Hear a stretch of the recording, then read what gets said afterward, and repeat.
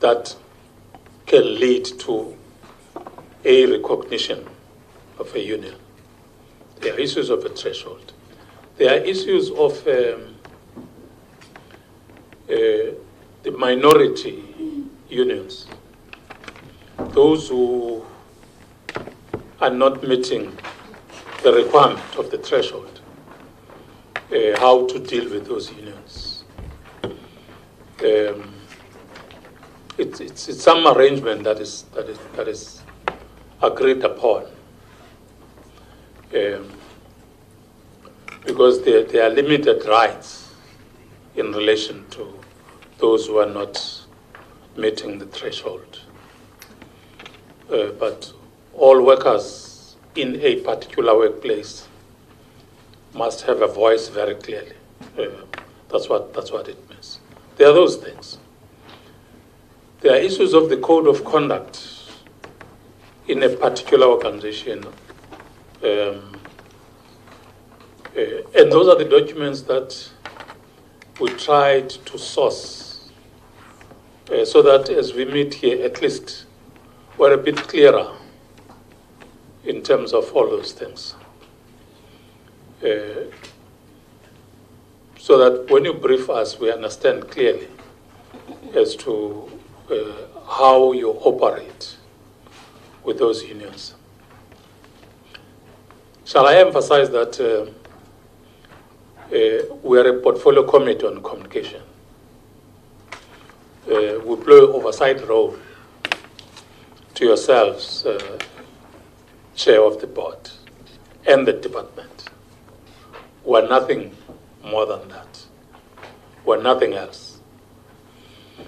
But when citizens of this country communicate with us as a portfolio committee, which they must do when they have problems, we must respond to that, because we are here on their behalf. We are public representatives. So this is the role that we must play, so that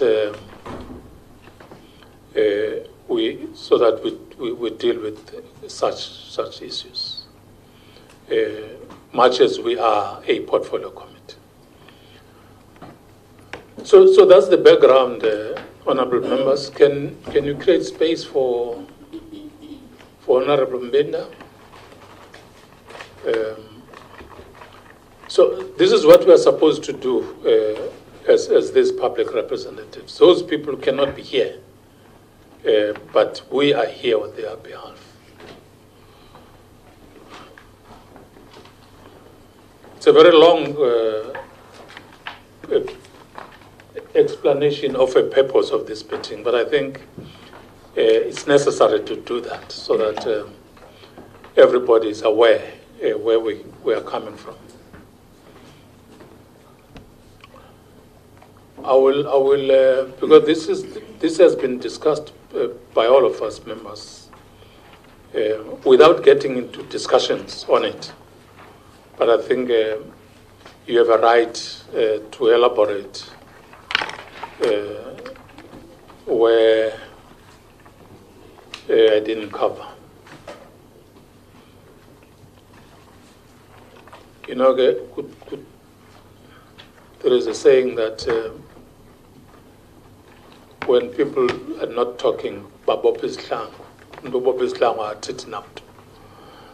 if there is something, members, that if a gap that you want to fill on the purpose of this meeting, I think it will be proper, because after this I'll hand over to the chair of the board.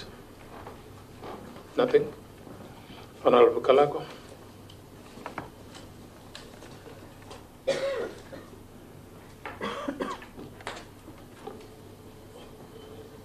No, Chair, I was going to propose that we proceed. I'm sure other issues and clarities will get after the presentation. Okay. I hope even those who are not regular in this committee, I hope I did cover by way of giving the background of this thing. Thank you, Chair. Board Chair, the ball is now in your court, but start by introducing your team. Deputy Minister of Communications, when the time comes for you to say anything, we'll hand over to you. Yeah.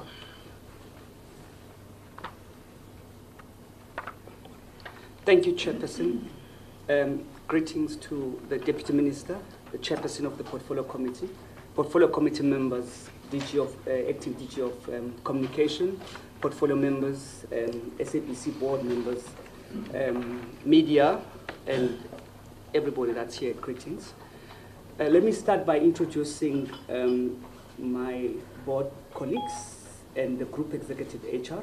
Next to me is Mr. Machata Tsedu, who is part of the board and the chairperson of the News and Editorial Committee of the board. Next to him is Michael Markovitz, who is the chairperson of the Technology Digital Committee of the board. He's also a member of the board. And then Mr. Jonathan Tekiso, who is Group Executive HR from SABC. That's the delegation that we came with today to attend to this sitting. Maybe, thank you, Chairperson, for the context and the background that you've provided. Can I also welcome him? Switch off your mic. Because for this committee, it's one of the critical people, human resource. It's his first meeting, and he comes in, meaning to SABC, at a time when this portfolio committee and Parliament is trying to mend the broken parts of SABC. And that department is quite critical because it has something to do with the employees of SABC. So I want to welcome you, sir, and say that you have a very big task, but I'm sure you are equal to it. You know, these members sitting here, all of them, without exception, as I was saying, they are voices of those voiceless people. And in the main, SABC, for the past years, has been in trouble. And all these members, all of them, when it comes to unemployment, they fight it tooth and nail. So that we are a government that is trying by all means to reduce unemployment as much as we can. Because the president said so in the State of the Nation. Fighting unemployment, creating jobs, all of that. And we can't deviate from what the president said. So your department becomes very critical because it talks about relations between the employer and the employee. And that leads definitely to stability in an organization. If you miss it there, then there will be no stability in the organization, as it was the case in the past, before the intervention of this Parliament, through the interim board and now the board. So you are coming in to the SABC in that particular space that needs all your efforts to change the situation, together with your colleagues. But that was just welcoming you and feel at home. At times, you were very gentle, at times, you were very rough as the portfolio committee. Just prepare yourself for that.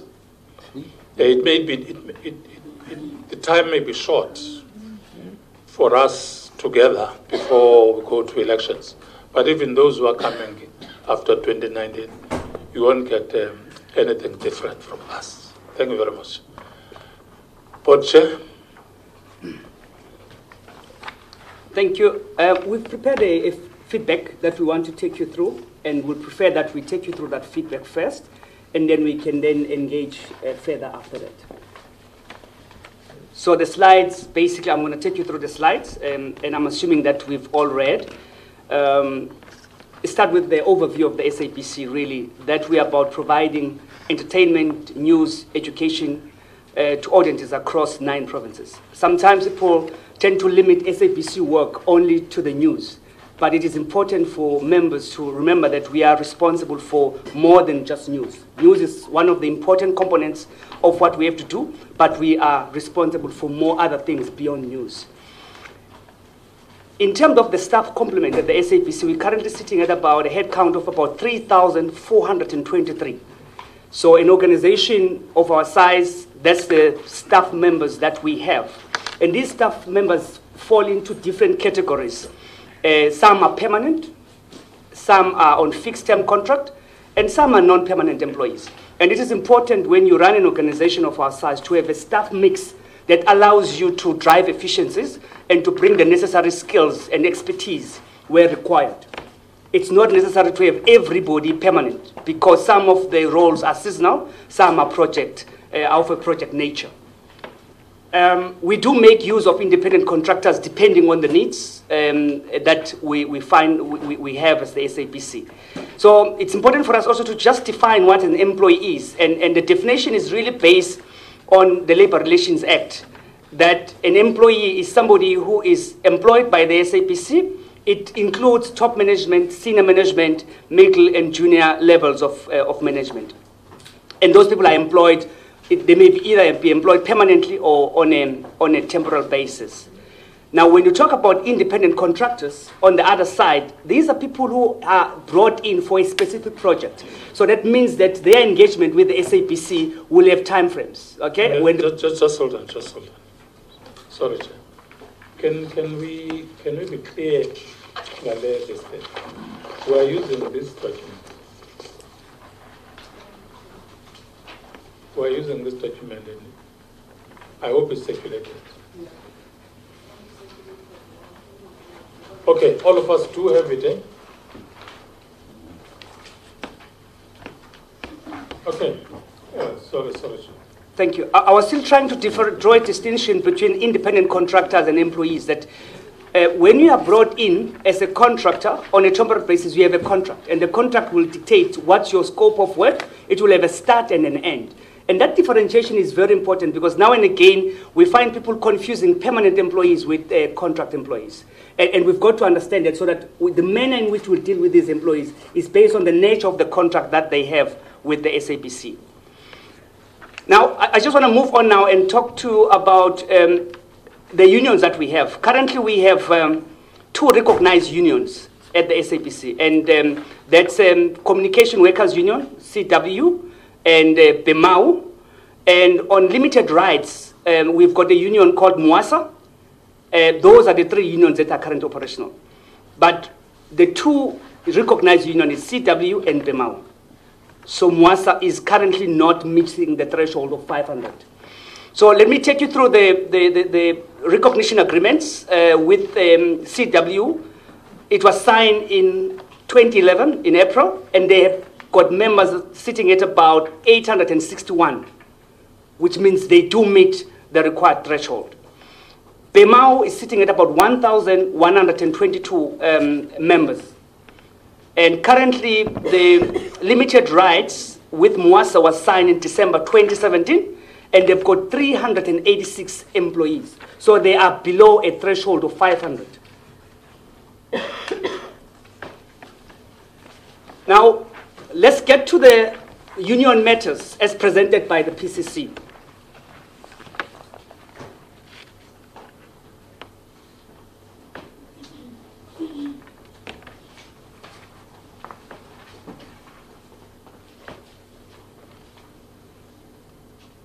Sorry. As the board, we basically had a meeting with the three unions on the 28th of May. And the main reason for us to meet with the unions was to basically attend to the issues that we raised with the portfolio committee. And in that meeting, we reached a number of agreements with the unions. The first one was that the relationship between the board, management, and the unions may have not been at the optimal levels at some point at the SABC. So there is context and history. And it is important to understand that where we are as the SABC, we are in a process of redressing and re-establishing those relations. So things may have not gone well, and we admit that. But going forward, we are now embarking on a renewal process where we want to re-establish and reset the relationship with the unions. And that's the message that was shared when we meet with them. The other important point that we agreed on was that unions are very important to the SABC. As we have a number of stakeholders that we engage with, we regard unions as also that stakeholder that is strategic, that is important for the SABC. If we have hopes of any turnaround at the SABC, that turnaround does involve union, does involve our employees. But the other critical point is the sustainability of the public broadcaster. It is the responsibility of everybody and all the parties. So in as much as the board management is trusted with the responsibility to ensure sustainability, unions also are part, or they have a role to play in ensuring that sustainability. But at the core of it all is trust. We have to have a relationship of trust between the board, the unions, and management. And re-establishing and rebuilding a relationship is really based on us having a relationship where we can trust each other. We also undertook in that meeting and agreed with unions that we will all comply with policies. And that means following correct processes and correct procedures in everything that we do. Even when we have challenges, when we have dispute, we must follow process. Because an organization that doesn't follow process becomes very hard to manage. It gets very chaotic. Organized labor will be part of the strategic input via various forums that we have. So one of the things that we agreed on is that whenever we have challenges that we want to sort of like address, we will engage with unions at a strategic level. And it is very important to underline this point, that as the board, we are of a firm view that will engage with unions at a strategic level as the board. But when it comes to operational issues may be cases that relate to employees, issues, and so forth. Those will be dealt with at the right level. And right level means at HR level. When it's not resolved there, it can be escalated to executive level. And from there, it can end up at CCMA, it can end up at the Labour Court.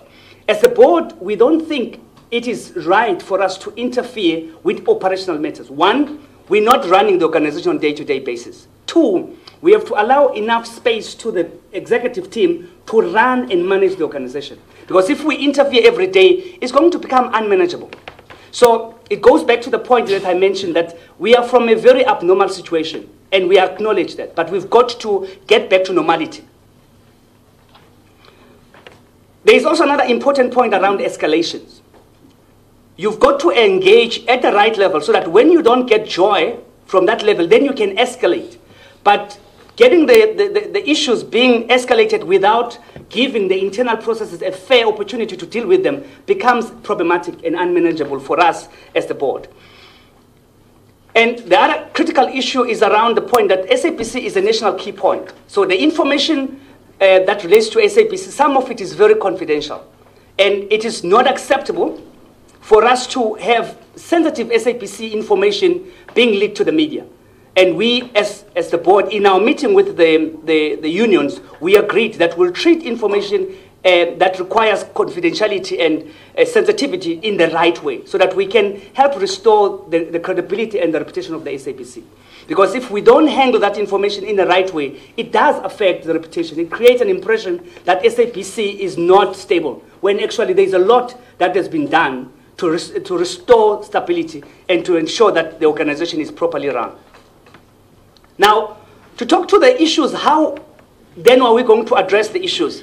The group executive, Mr. Tekiso, who's here today, has instituted monthly workshop with organized labor in order to create a platform for discussion pertaining to union issues. So when you talk about operational issues having been supposed to be dealt with at the right level, we have forums that already are in place to deal with that.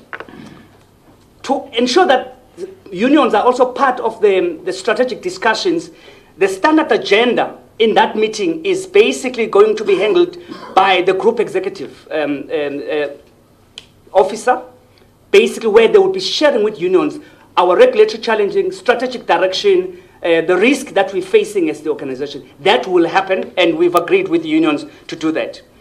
And in terms of making sure that there is transparency and continuous engagement between management and organized labor, that already is in motion. In fact, at the time when the unions escalated the issues to the PCC, a lot of those issues were already being addressed, and unions did attest to that. So unions are very happy with this system. They're very receptive of the direction that the SABC is following. And the truth of the matter is the tide is changing at the SABC, is turning. So we are very confident that with what we've done and the engagement and the agreement that we reach with the unions in our engagement, we are on the right path, on the right track. So in a nutshell, that's basically the feedback that we had prepared for the portfolio committee in terms of what has happened subsequently to our meeting with the unions. There may be specific issues that we felt that some of the issues that they raised with the PCC are very operational in nature, and we agreed with them that we will not engage on operational issues because those issues are being dealt with at different levels. Some are being dealt with internally through disciplinary processes, some are being dealt with at CCMA, some are dealt with at different levels. So the truth of the matter is we are uncomfortable as a board to have parallel processes. While the issue is being dealt with through a DC, we don't feel it is right for the board to interfere because part of the reason why SABC got to the challenge, to the situation where they're in, there was basically no respect of the mandates. There was basically no respect of processes and procedure. And we really want to plead with the PCC to help us restore order. And restoring order means there will be consequences management. So when people have done things that are against their contract of employment, against the procedures and processes, we've got to be seen to be dealing with that. And it's part of the findings that came out as part of the ad hoc committee work that was done. So really, at the end of the day, we as a board, we have the view that there are no holy cows. We have to look at everything to ensure that there is stability and there is a serious and a realistic turnaround of the organization. So at the moment, I would want to leave it there and maybe ask for my board colleagues to also add where I may have missed some of the things that we had discussed. Thank you. Thank you, Boche. Can you lower these mics? We're fine. Can you lower these mics just so that we can see everybody properly? I'm not sure if there is an addition. There is no addition. No. Members, that's the briefing from the board.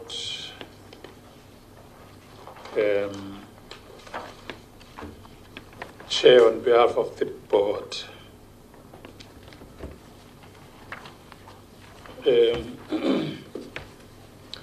But what the board doesn't tell us, which is not an operational matter, because we just need to understand the organization as you do.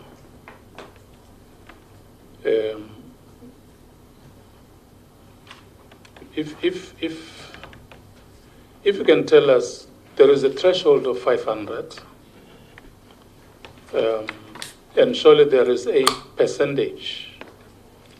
It's based on a percentage workforce, if I can put it that way. Maybe what is the percentage and what is your workforce that gives you the 500 threshold? It will be important because on behalf of the committee, I did raise the two issues. Whether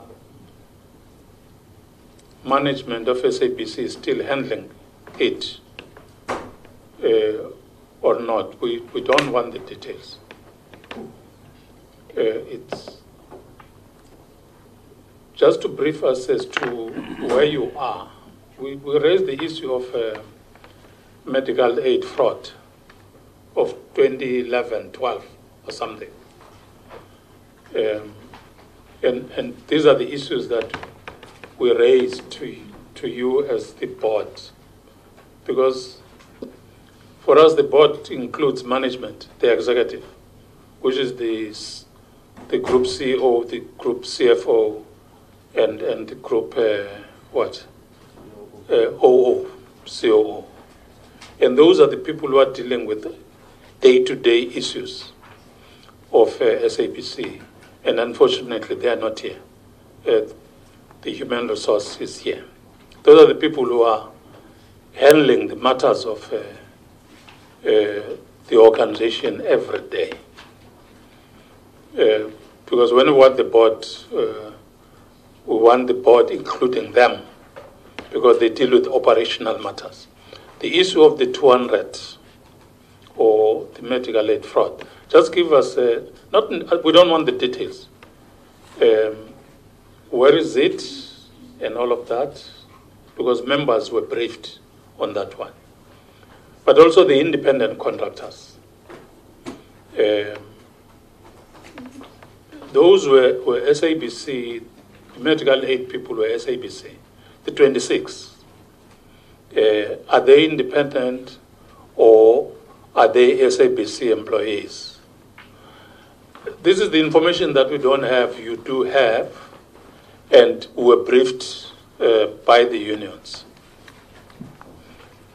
Lastly, I said we met 4 unions. ICTU, we don't even know how it operates there and all of that. They made submissions themselves because all what we are raising is based on their submissions. Because it will be important that we reinforce your presentation in that particular manner as these members, because of the submissions that we received.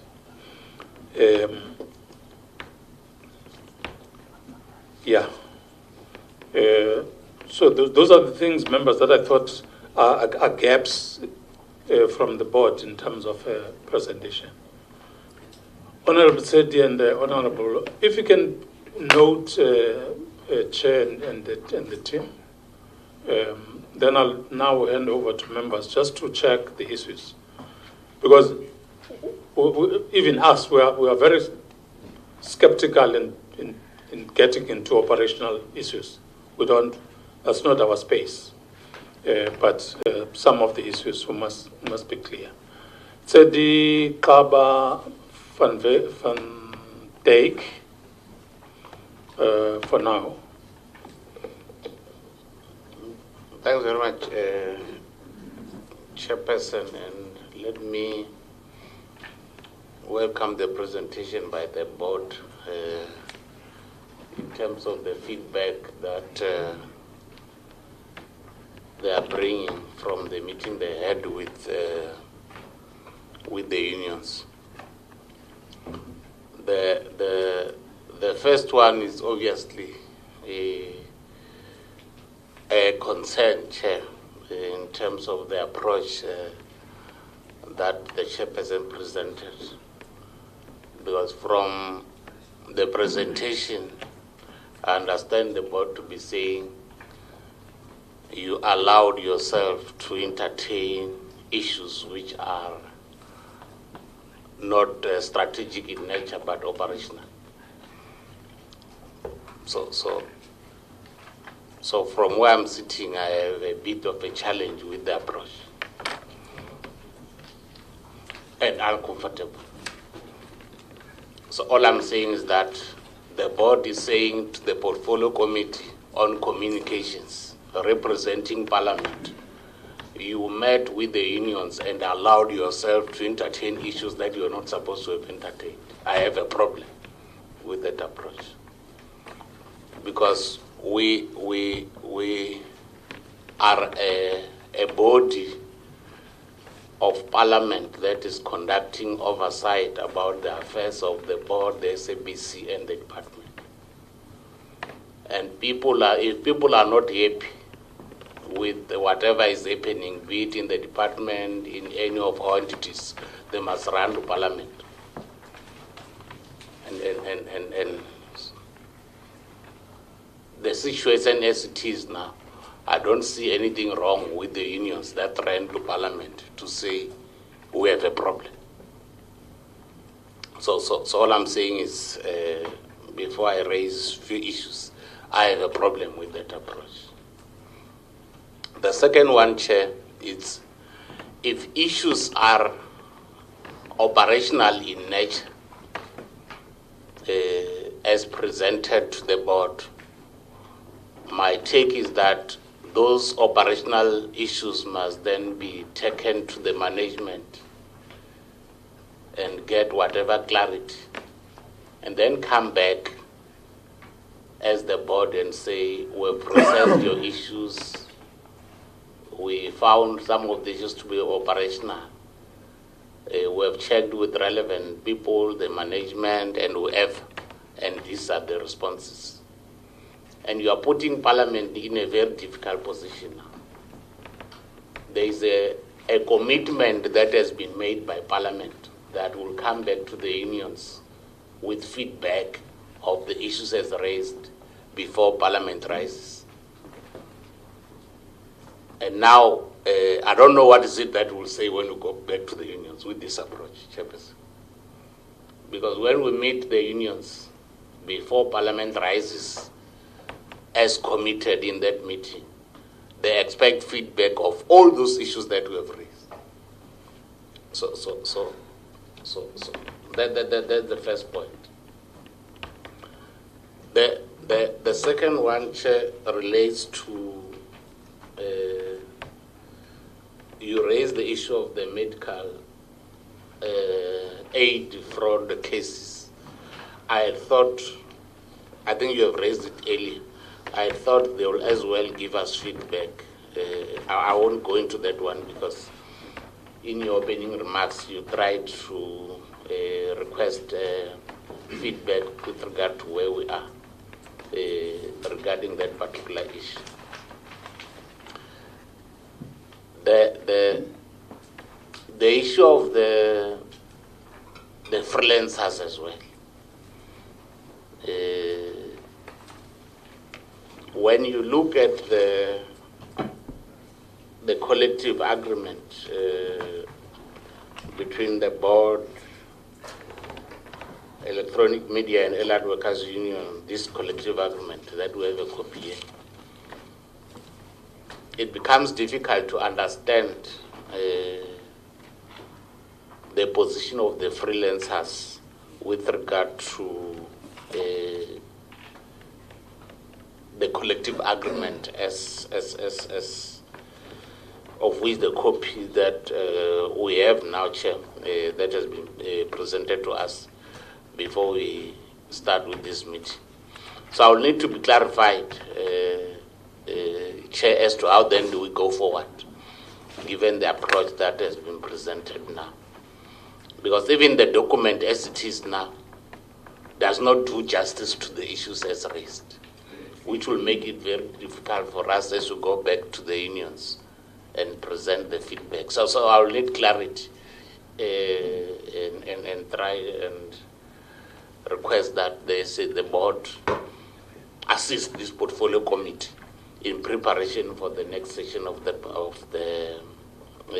our meeting with the unions, as committed that we will meet them before a Parliament rises session.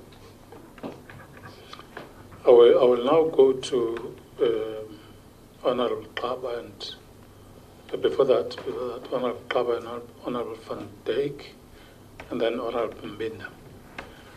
But yeah, I'll come. Okay. But here we expect responses. We can't compile a document that is a submission of organized labor in SABC. Send it to SABC for responses, and we don't get those responses today. We are going to get those responses. We must get them, because the board can't come here having received the submissions from unions, Honorable said, and they come here and don't give us those responses. If they're not here, because they are not in this two-page document, surely they do have them, and they must provide those responses, not another day, but today. Because surely after receiving those documents, they should have gone to the people who are dealing with operational matters and get clarity from. So, yes, the presentation is too scanty in terms of what we wanted. In fact, it's not what we wanted. But the board and the team must give us a response, because we wanted that response.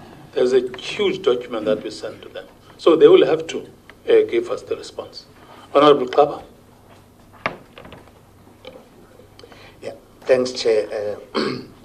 Morning to everybody, Deputy Minister and the Chair and members. Yeah, Chair, I thought perhaps the presentation will be in a manner wherein all the supporting documents are being referred to as substantive and informing the responses of earlier on sent document wherein we were inquiring of what is happening. But like Chair having said that it's only 1 or 2 page response. And I also noticed that the document is not even numbered. But then maybe, Chair, on the presentation itself, on the overview of the SABC, I think the SABC currently has a head count of 3,423 employees. I think our discussion today, even wherein we seek clarity, we still make mention of 26 employees. Perhaps on your decision, it could be they are no longer employees, they are individuals, or maybe not with you. But it would have been accepted of you to say maybe 3, 4, 2, 3, excluding or except the 26. Perhaps you must give them a definition, because for us, we still say 26 employees, but maybe they don't exist to you, but of which we really need to have clarity on them. 2, Chair, on the next slide is still the overview. Having said that, it could have been easier if it is numbered. The next one of the overview, 18 April 2011, 20 April 2011, the union's component 861, 1122. I think I would have been happy if you could just give us to say currently with regard as of today, the union members, maybe how many are they, or perhaps they exist from that time. The last slide, the last sentence concluded a limited organizational rights agreement. Could this be another term to say MOU? A limited organizational rights agreement. Maybe it applied to Moasa. The Chair was referring to 4 unions. Perhaps the other one is not existing as a result of lesser number. So I just see a term limited organizational rights agreement. Is this the same as MOU? Can't it exist maybe to the other union that is lesser in number? The last matter, Chair, or last two, I think the board would want to say to us it attend to strategic issues, not operational level. I think we may want to be hiding behind terms here, because in getting responses, we must not seek to be academic. Because when you deal with bread and butter issues of unemployment and problems, you see, when you want to hide behind terminology, it makes the portfolio committee as if it doesn't understand those roles, whether operational or strategic. We must get to the matter and not seek to be academic. I think the approach really won't be assisting if the board would want to come with that. The last page on the presentation, it says the HR and the head of the HR is here. They will run monthly workshops. But then the bullet 3, it says 2 workshops and 1 special had been conducted to date. You see, the monthly workshop are not even listed as to maybe when did they happen, and now you come with 2. Perhaps some were omitted for what reasons, and this could not therefore suffice to be satisfactory to say the progress agreement at which you are saying now you are building a harmonious relationship with the workers is evidently shown here.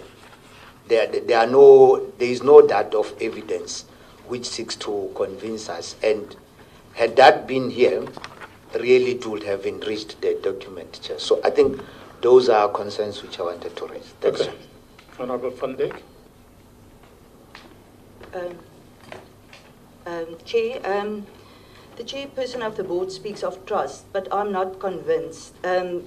Procedures were definitely not followed with both of these dismissals. And you're saying you're not investigating. So what is the function of the Human Resources Governance and Nominations Subcommittee of the board then? How are you dealing with past imbalances if you're not dealing with findings of this entire process of the dismissals? How's the new board dealing with the impact of flouted policies in expulsion of employees? I want to know, at the moment you are doing an inquiry on sexual harassment and editorial. Why not also on the HR issues? This is a huge thing, as my colleague mentioned, bread and butter case. We as a committee also want the minutes of the board meetings with the unions. And then I further want to extend my concern about, yes, if it's possible, we want those minutes, because if you're not inquiring, we would like to see what were the meetings about. Then I also want to ask if it's possible. No, I want to ask, and I want an answer on that. What was the outcome of the law firm Werksman? What was the outcome of the interrogate? The board appointed them before they wanted to make conclusions on the dismissal. What was the outcome of that procedure? And can we also have that report, please? Then I also want to ask, how is it possible that Mr. Maseromala represented at the SABC, and he was also sitting on the CCMA, so he double-dipped? And how is it possible that that's fair practice? No employees were called to the disciplinary. How can this create trust if you don't give workers a fair opportunity to present themselves? Because there's 13 people that were vindicated but also not reinstated. They had private lawyers. Some of those people that were cases were made against them maybe could not afford private lawyers. So I want to know what opportunity were they afforded. And I want to emphasize that the HR must be investigated, because the HR also has access to medical scheme information. How certain are we that those confidential information was not leaked? And I want to know, with this whole process, What were the actions taken against the doctors and the pharmacists? What did you lay a complaint against them, or in what way were they approached? Because it's not, we never saw anything with regards to that. And I've got information from employees that actually presented proof that they were found guilty, but when they found that deductions were made, they contacted the medical scheme and said, what's happening on my account? And it was reversed. Even those members were laid off. So we need to know specifically. And then my request will really be, Minister, if the board is not able or will not be doing this investigation, that the Minister makes sure that the processes of this dismissals are investigated. I think we owe it to the workers, and without that, there will be no trust. Thank you, Honorable Madisha. Thank you, Chairperson, and everyone here present. To quote you, Chairperson, let me start there. You said exactly that we are from a very abnormal situation, but we must get normal. And you, of course, are correct. And I would say that we need to begin there. And again, to quote the chairperson of the SABC board, well, he spoke about operational and the strategic areas that they differ. You are correct, we understand. But the new further went on to say, in quote again, there are no holy cows. You are correct. Which then brings us to the first conclusion I want to say, that there are problems, very many problems that we have had as a sequel to what happened during the Tlhaudi training and all those people, etc. And very many of those particular problems still permeate the SABC, and we therefore, as you put it, need some time to deal with those. Yes, operational and strategic. You will sit down, look at the strategic realm and say, this is the route that we are following. But then the operational areas, there is a great deal of problems that still, of course, permeate the SABC. I must say, fortunately, there are men and women here that I see have a lot of experience. I mean, and I know he has very many decades through your chair in the media. He will understand, just like yourselves, of course, that if you've got to talk about strategic years, you don't end up there. Insofar as the SABC is concerned, the operational problems are there. And this have come as a result of these things of, the past, training and so on and so forth.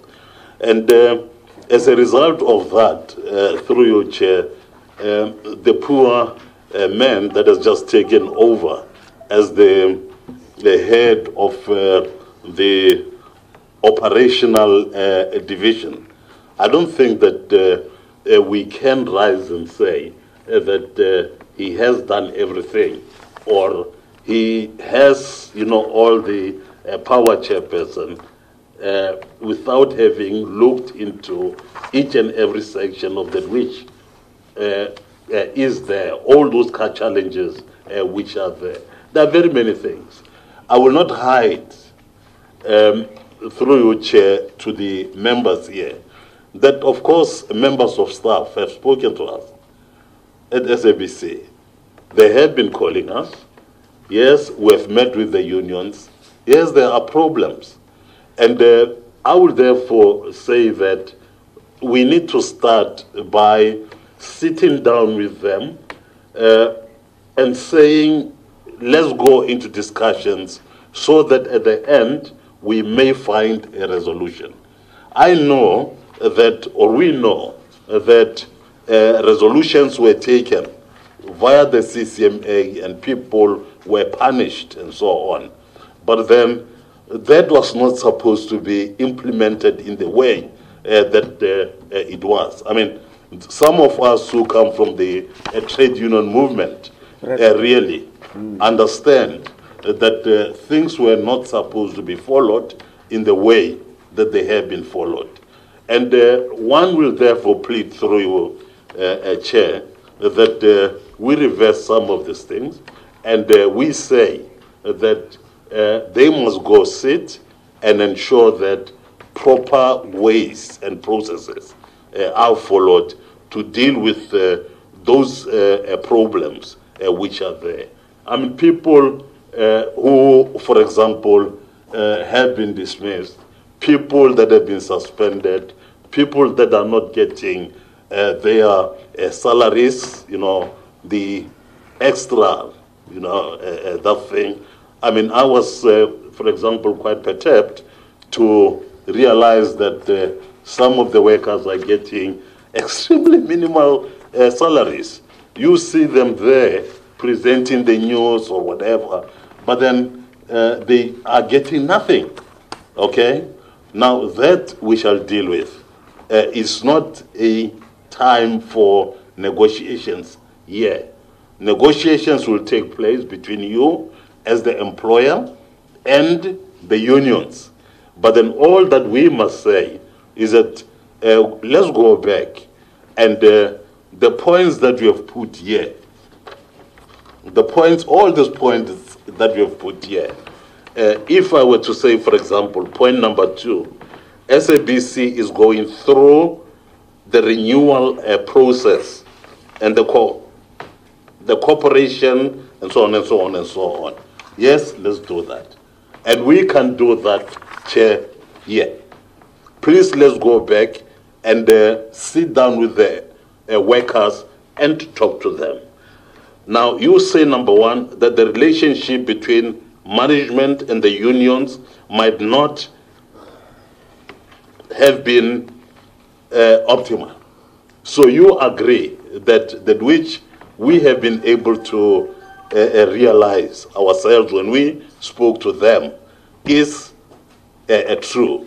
Therefore, can't we agree? Let's agree, Chair, that they go back, they talk, they make sure that everything is fine, and we're able to move forward. But then for people simply to be kicked out like that, it becomes truly a problem. Okay, Honorable Kwangu. No. Chairperson, thank you very much. Many of you would understand or maybe know that I do not particularly serve in this portfolio committee, but I was part of the ad hoc committee on SABC inquiry. So I have a little bit of background on what is happening here. And one of the recommendations of that committee, Chairperson, and the issues that we had to deal with was the labor relations aspect or issues at SABC. I see. But Chairperson, I don't know, Deputy Minister, I think we're playing marbles here with due respect. Forgive me, I have no intention of blowing kisses at the board.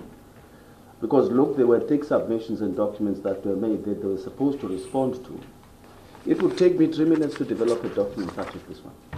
It's a complete insult to the committee. You're wasting our time, with due respect. With due respect, you're wasting our time. In fact, from where I'm sitting, we should not have even entertained this thing. We should have said they must go back and draft a proper report and then come back to us. I mean, on a daily basis, we receive a flurry of messages from workers at SABC complaining about this or other issue. Flurry of WhatsApp messages, SMSs, emails, people complaining about specific issues. And because we don't want to meddle in their operational affairs, so what do? We keep quiet. And we wait for the board to come and explain these issues to us. What do they do? A three-page document which is bullet pointed, right?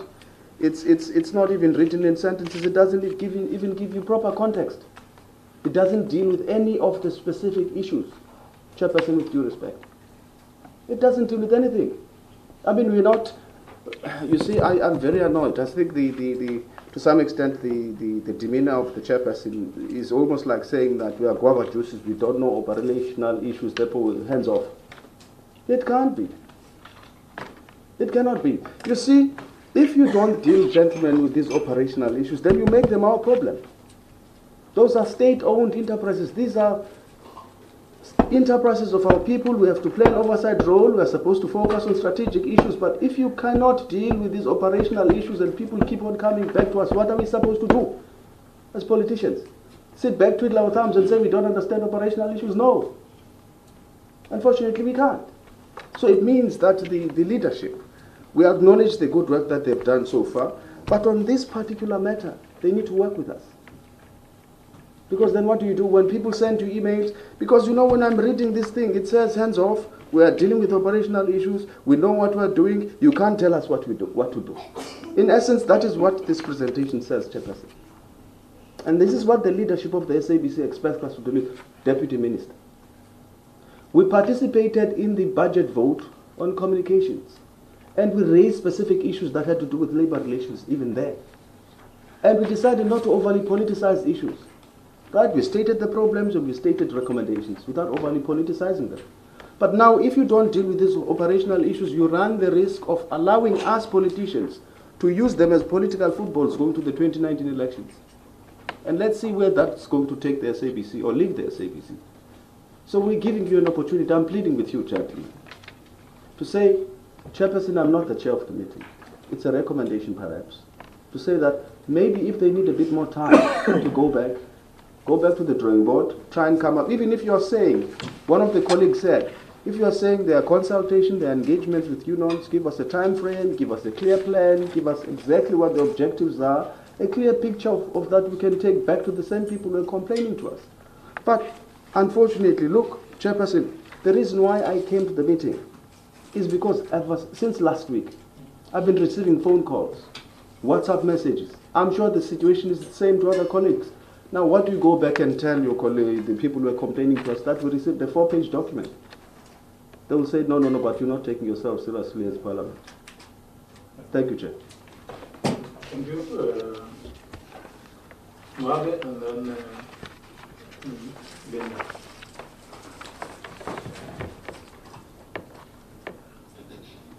Thank you, Chair. Thank you, Chairperson. Yeah, thank you, Chair. Good morning to everyone, honorable members, the board, and the Deputy Minister. Now on list. Chairperson, as I've said, honorable.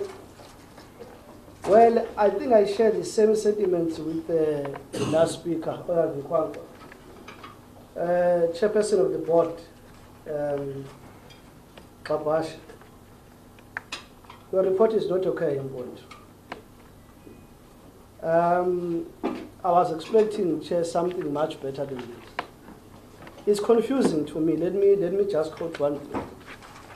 It says here, when the board met with the union, firstly, they agree that the issues that the union presented will be dealt with in relevant forums. But as well, they went on to agree on other issues that I don't think they should even be regarded as agreements. The fact that labor is an important stakeholder, you cannot call that an agreement. It's a standard thing that is in any employment sector, even in education. You will have your SRC as an important stakeholder in the affairs of the institution. You cannot compile a document and put that as an agreement. You agree that it's well known.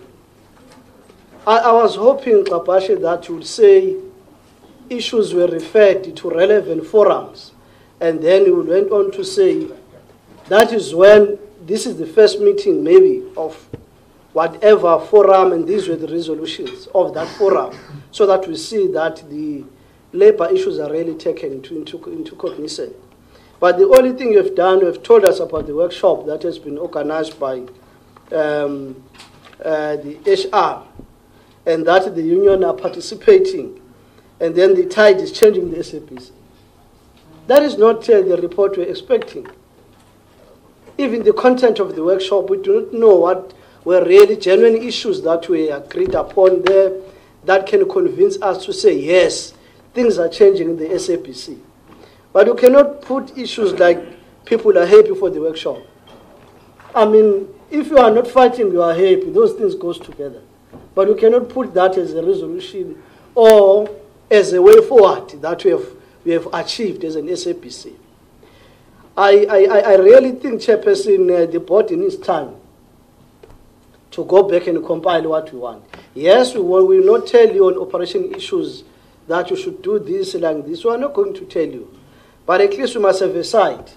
Because when these things comes to the public domain, people will expect us to know that, no, these are the issues, no, those issues are being dealt with this way, there, and that's it. It does not mean that we'll interfere. But this 4-page report, you go on to define for us the employee. Shall mean an employee. I mean, those are issues that are known. You should not put them in the document. Kwankwa might be a former magistrate by profession. He knows exactly what the employee means. Now, when we receive something of this nature, he's not expecting to get that thing he saw in labor court when he was still in the bench. Well, I know I'm just giving him those privileges. Chairperson, that's what I'm saying. But basically, I'm saying, let's have the board sit down, compile really the report that we want. This is not what we're expecting. You cannot tell us that issues will be dealt with somewhere, and then you go on and close the chapter and tell us about the workshop that was good. I think in as much as all of us who can see, you are bringing dignity to the SABC. We are not criticizing you for the sake of. We know the good work that you are doing. You are taking the corporation to the right direction. But for the purposes of doing work with us as a committee, genuinely, we want to correct on your side those things. But we do acknowledge, Kapasha, that you are really steering this ship to the right direction. But please correct what we want for today. Thank you. We didn't know Kapasha. No, actually, Mwabe and Makati is all in the same No, I place. understand. I hear you. I hear you, Honorable Kwangwa and Mwabe. You know what? We were supposed to meet this board on the 29th on these issues. On the 29th last week. And they requested time because they were supposed to meet the unions on the 28th, afternoon on the 28th. We had to postpone this meeting for today. I hear what you are saying, but we expect responses from the board because they had all the time to respond on these matters. But I'm not there yet. We'll be there at the end of the meeting on the proposals. But what I'm trying to say, it was supposed to be on the 29th. On the 28th, they requested time because they were supposed to meet the unions after this intervention that we made. So there is no reason that we have a 2-page thing here. Absolutely none. I mean, I'm talking about 2 pages. It's no reason that we don't have a report. Mbita. Thanks, Chair of the committee. Chair, what the chairperson of the board is requesting us is to assist SABC to restore order or to ensure stability. But at the same time, Board Chair, you are telling this committee that you do not deal with operational issues. And let me tell you that I don't understand and I will never agree with you when it comes to that. You see, dealing with the operational issues is when you interfere with processes that are already there. Let's say you have a disciplinary process or a recruitment process which is taking place, and as a board member, you come in and you interfere with that process. You are dealing with operational issues. Here we are talking about people sentiments, people issues. And you see, your HR should also tell you or advise you that those issues, if they are not dealt with at management level, they will obviously be elevated to a board. And if a board is unable to deal with them, they will come here. So you cannot tell us that when we try now and you see we are still giving you an opportunity as the committee at least to tell us on how you are dealing with those issues. So you cannot tell us. So it's not that we don't understand. We understand this game. People will always run to strategic. I'm telling you, you will never achieve your overall strategy if these issues are not dealt with.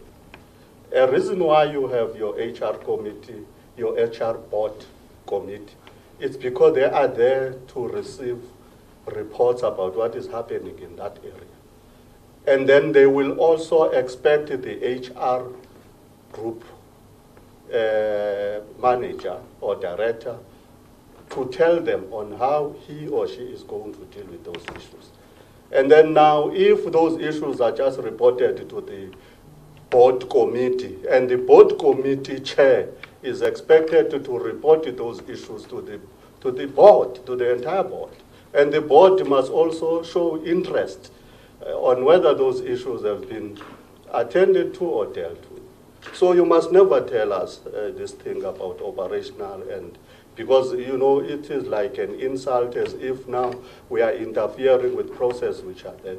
These are issues, labor-related issues, as Honorable Nkwaka is saying.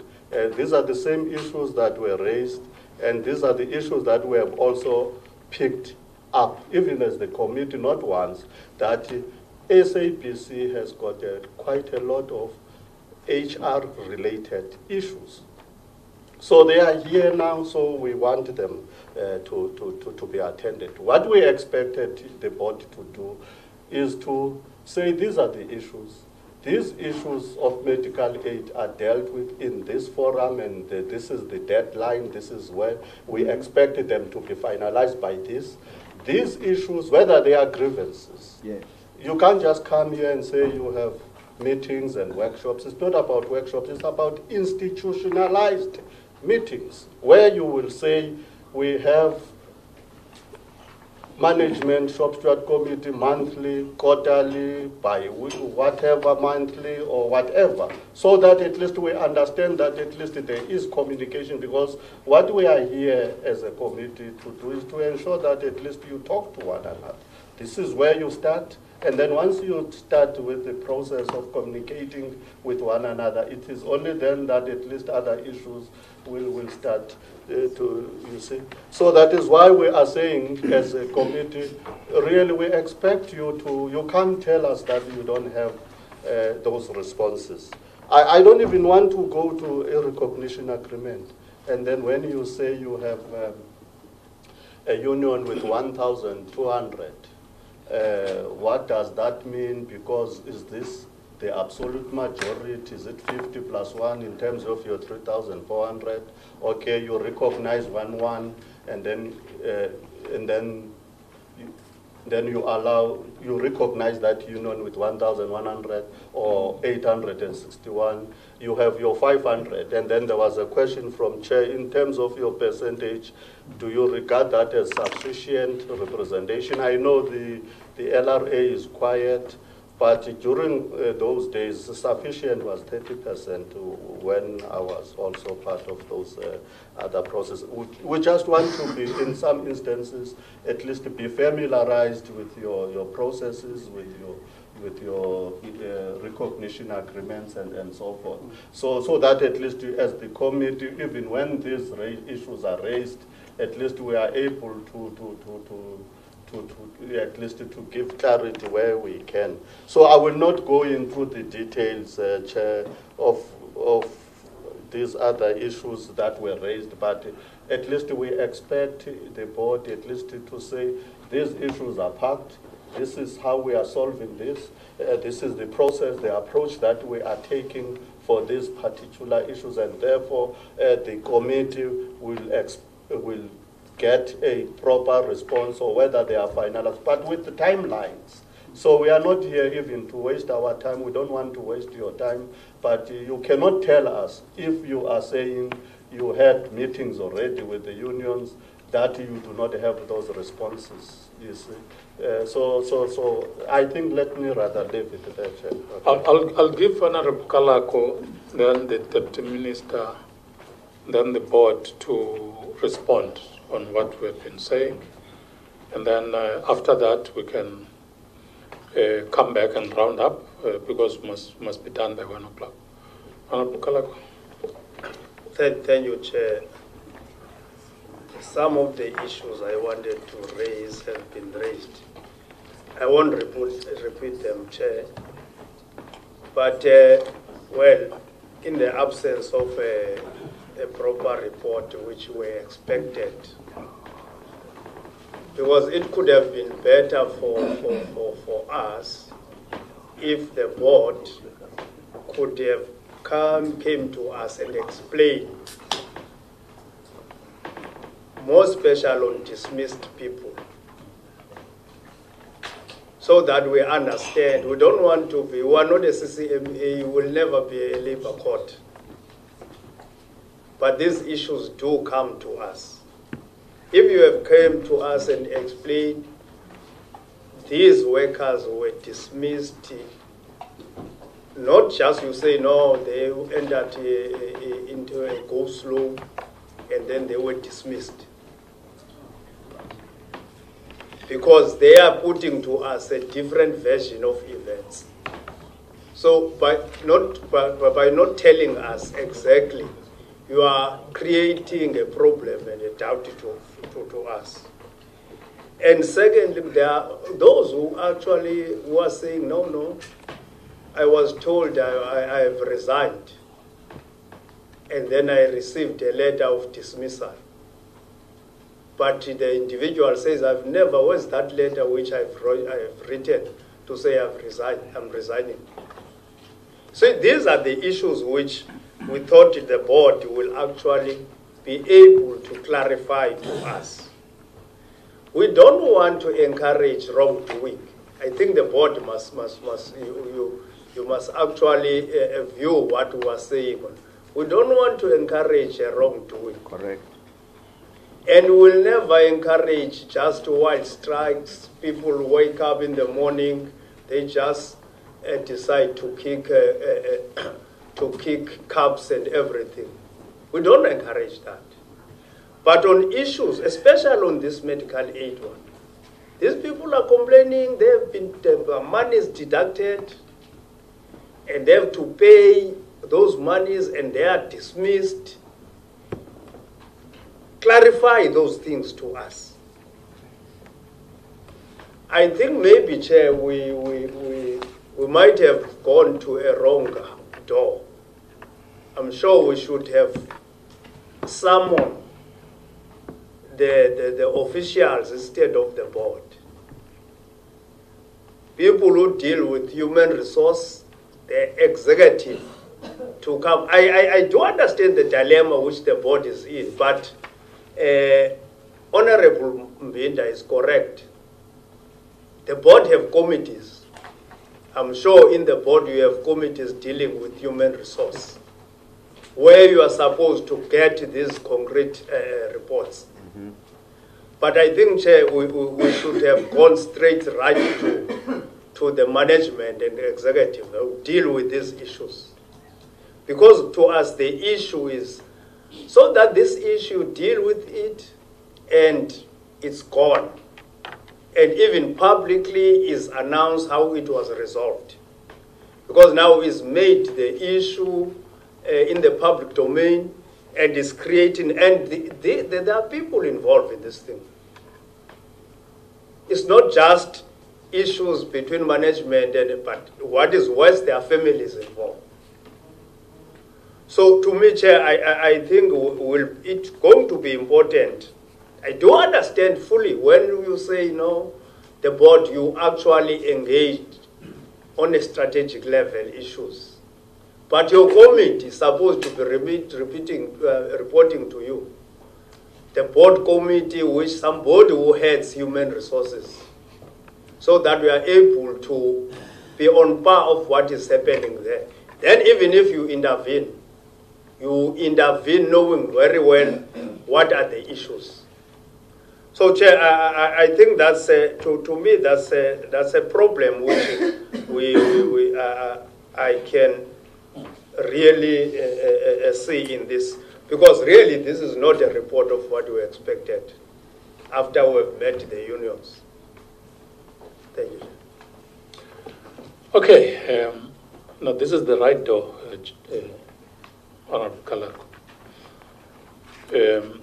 Because the CEO, the executive, is supposed to be with them here.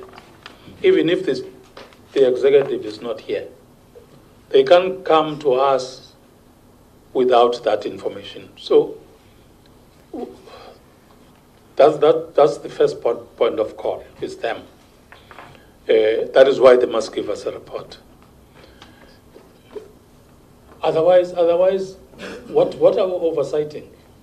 I mean, we oversee the board and this department. If the board can come, you know, ngesixhosa developed okabash. Ngesixhosa sisithuko, this sisithuko is. Sisithuko ngesixhosa is. You can't, knowing the problems in SABC, and then you give us what you gave us. If we had all the time, we'll say, go away and bring us a report, but we don't have that time. That is why you must give us a report here, Chair of the Board.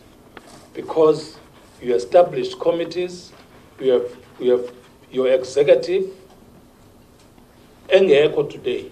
Because I don't know why that executive is not here, except the human resource. Dealing with issues that affect them.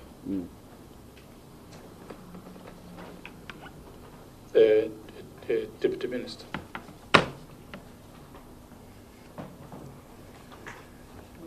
Thank you. Thank you, Honorable Chair and members of the Portfolio Committee. Let me also thank and greet all members of the board of the SABC and those who accompany them. Honorable Chair, before I make some few remarks on the engagement that is taking place now, let me also introduce our acting DG, Dr. Mashilo Boloka.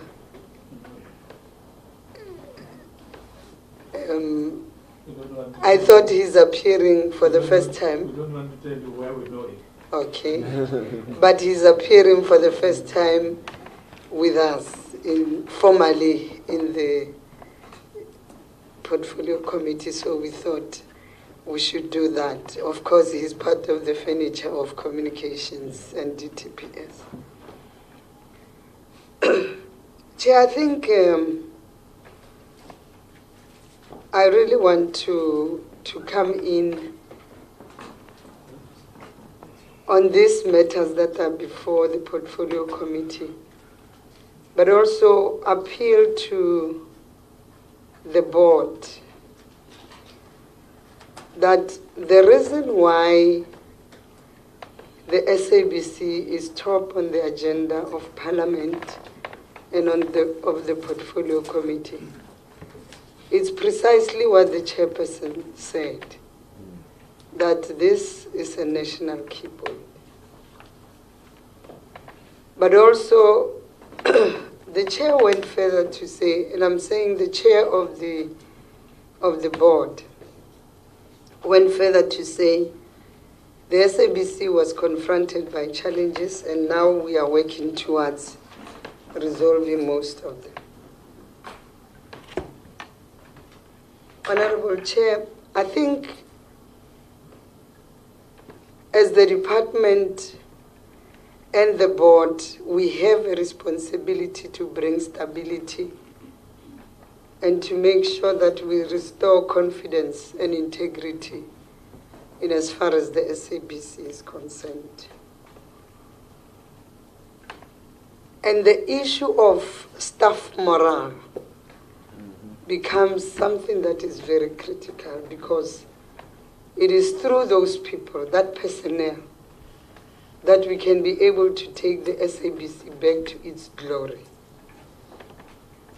Now, I want the board, as they do their fiduciary duties, to always remember that it is in the interest of Parliament, of the shareholder, and of every South African to make sure that the SABC come back to its glory. Now, and that is why even the minister, and maybe I must apologize on behalf of the minister, because she's part of the team of the ANC that went to China. Yeah, they left this past weekend, and sorry about that, Chair. I know the formal apology has been tabled. So the issues of governance, the issues of mandate, and the issues around the funding model of the SABC are issues that are on the radar of the minister, so that we are able to assist and turn around the situation. And I want to appeal to the board to say, we have to work very close to each other and not see some of the interventions that have been done by the portfolio committee to be read as being micromanaging. I think all of us seated here, we know that this process of dealing with the employee's situation, there are 3 lives lost by suicide, if I'm not wrong, in the SABC. So all of us have to be sensitive to some of those things. So it is in the best interest of all of us to make sure that as we deal with these matters, we are also sensitive to some of those things. Of course, I share the sentiments with members of the board and members of the portfolio committee that we are not a trade union. We are also not going to allow lawlessness. Correct. And we don't want people to run away with murder on wrongdoing. That we are not going to condone. But what is also said is that we did not, as we deal with these matters, as members of the board, as we are saying, no, these issues are operational issues. At least bring the COO, bring the group CEO, bring whoever is responsible, so that as you deal with the strategic issues, then they can be able to report to the committee and say, on the 26 members of medical aid, 4 are at CCMA, 3 are at this level, 10 are dismissed. That's part of reporting. Correct. And then on 200 and whatever number, so many have been, so many. And that information does not kill you, because rather over-communicate than under-communicate. Because if you look at what is happening now, it's a fruitless and wasteful engagement, because we came here, we don't have answers. Correct. I'm taking that responsibility. I came here and I can't answer to the portfolio committee. I'm part of you. I can't say I'm cleaner. So I'm part of the disappointment to the committee to say we are not giving them what they want. And it therefore says we have to go back. And whose expense is that? You have challenges of financial activities that we are unable to deal with, yet we don't maximize on the meetings that we are holding with the portfolio committee to make sure that we respond on everything, so that we don't go forward and backward in as far as certain things are concerned. So I'm part of that blame, Honorable Chair. And it therefore says, even going forward, because one of the things we thought we were going to do, which is a meeting that will be taking place very soon when the minister was here, because we also receive issues of complaint around some of these things, and we thought maybe part of it is for us as the minister and deputy minister, go into the SABC, sit with the chair and the audit committee, and even look at matters that pertain to the AG and all those other things. Because remember, we also have a responsibility to assist them to get proper funding or be funded adequately so that they can run with programs. And until we get the audit issues right, we may not be able to deal with some of these things. And the issue of the challenges that some board members are implicated in always come in. And that's why I agree with the chairperson to say there are no holy cows. So even on those matters, let's deal with them equally so that as we go forward, we restore confidence on both sides. You see? Because you'll get a report that says this matter is referred to the Hawks. And it's only the president that refers some of those things to the Hawks, not any other person. So it keeps on coming back, this issue of security, whatever. So we even said, well, let's go there and see if we are able to deal with some of those things and make sure that we restore dignity. So, Chair, I'm not sure how you are going to conclude on this matter. But it also says, between the minister and I, we never had an opportunity to sit with the unions to get the feel of what the challenges may be. And I think seated here and looking at the magnitude of some of these problems, it will also call on us to go and have a session with unions just to get an understanding on where the challenges may be and why is the internal process not being exhausted, what makes them not to have confidence in the internal processes, so that as we come here, we are on par in as far as some of these things are concerned. So the appeal and the submission I make, Chair, depending on how the committee agrees, but we'll also have to go back and engage so that comprehensively we are able to deal with some of these things. So we'll be guided by you, but we still need an explanation about the group CEO and the CEO as to why are they not here, so that at least the committee can also be able to engage at that level as well. Thank you, Chair. No, I'll hand over to the board chair, but let me say this. And before, Chair, but you must also congratulate them on the launch yesterday of the news bulletin. No, Squatila, no congratulations. I want to say this on what we have said, Deputy Minister. I'm happy and sad because you mentioned something. I'm happy that you mentioned this thing of what members of families of these people who are dismissed and all of that went through. It's very sad. Some of these people died, as you say. Some of these people are in hospitals and all of that.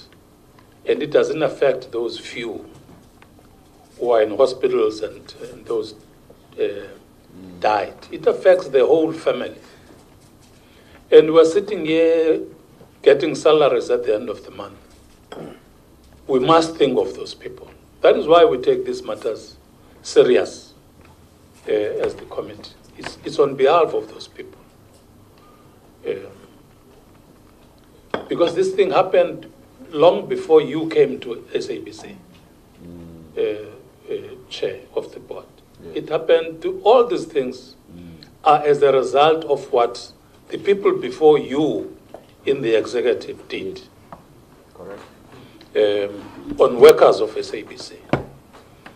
Something that we had to deal with from 2016 and won't get tired of dealing with this thing for as long as it affects our people. So it's not about anything else. It's about representing those people who are suffering silently within those families. And please, man, if you say give us a report, give us a report. Give us a report so that we can be able to engage. Don't give us, don't tell us about you can't get into operational matters and all of those things. I said here when I opened this meeting, among the issues is about people who were alleged to defraud medical aid. Deputy Minister is correct. We just need some reflection on that. The 26th that was recently dismissed. Simple. These are the things. We don't want anything more than that. We just want a report on those matters. And please don't tell us about workshops because they don't help us. The trust is not built overnight. Because if you don't communicate with those workers, with those unions, there will be no trust. You can organize as many workshops as you can. Communicate with people for the stability of SABC. Board Chair. Thank you, Chairperson. Let me. Okay. But just before that, Chair, I hope you are not asking a question. Chair, it's not a question. I have a different view with the approach. Because we must not push the board to an extent that they manufacture responses when they don't have a report. And it will be wrong for them to give us ad hoc responses on the issues that we have raised. So I have a problem. Wait. All I'm saying is we need a feedback which is documented that will then be able to assist us to hold them accountable tomorrow. So it will be wrong for us to insist on a report which is not there. No, just listen. It's a pity that I gave you because we speak the same language.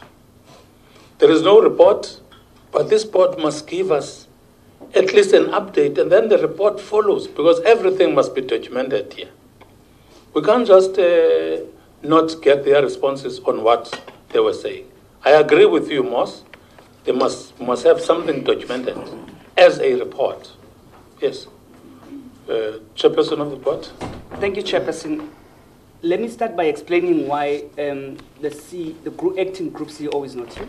She went for an operation yesterday as a cesarean procedure, and I sent the medical aid certificate yesterday immediately when she got out of hospital. No, we do have that. Yeah, so I just wanted to explain why she's not here.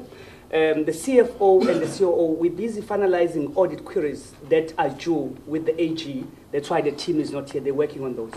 Last week, we were working on the financials, and that's the reason why we had requested for the postponement. So they're not here because they're disrespecting the committee, but it's because there's pressing things that they need to deliver on this week.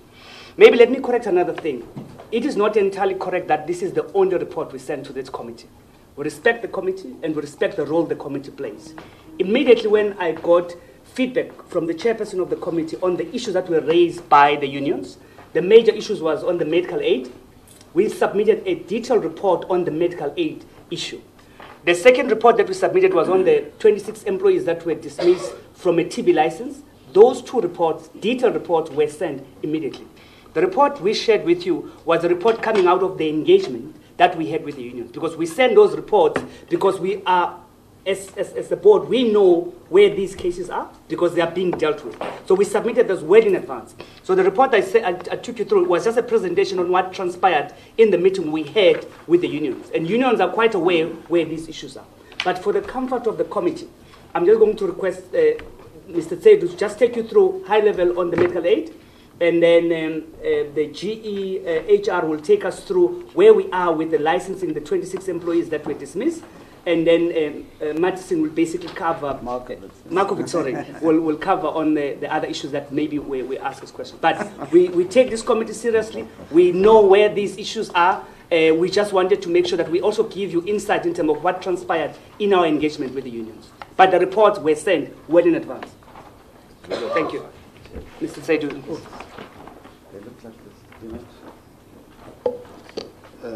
Thank you, Chair, and good morning to the committee and all the other people who are here, the Deputy Minister. The medical aid fraud issue went through an inquiry where the SABC had appointed a firm of attorneys to look into the matter.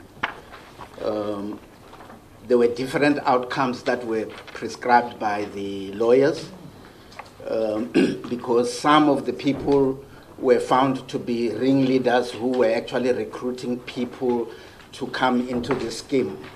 And the scheme really worked as follows. People would claim to have gone to a doctor, but they hadn't. And the doctor would claim money from the medical scheme, and they would share the money with the doctor. So there were people whose role was to go around organizing clients to this scheme. Okay. Mr. Tsedu. Mr. Tsedu. Yeah. I don't think we want that. We want the process. Okay. How far is it now? All right. How many of those workers? I see 100 plus. How many of those workers? Where is the process now? And all of that. And then come to the 26. Okay. The inquiry made certain recommendations. Instead of those recommendations being implemented, the people who were running the SABC at the time, particularly Claudi and James Aguma, decided that they were not going to implement the recommendation of the lawyers. So the matter was then taken to the CCMA. Now, the pension fund, somebody was saying maybe there's a belief here that the pension fund is run by the SABC. It isn't. It's an independent autonomous structure that sits out there. So the pension fund went after the doctors and the pharmacists because it was a whole group of people. They went after them, and some of those people have had their careers dealt with by the specific institutions that deal with doctors and pharmacists. So when the interim board came in and this board, the matter was on the table, it was looked at, and a decision was taken. Let's try and implement the decision of the recommendations that were done by the lawyer. So that communication was given to the unions. None of the people affected accepted the offer that was on the table. In the interim, the medical aid decided to go and launch a criminal case against all these people for fraud. So as we sit here, even that offer that we had made cannot be implemented because the matter is now a criminal matter. We have to wait for this case to run its full course before we would be able to do anything. So insofar as the medical aid issue is concerned, that's where it is.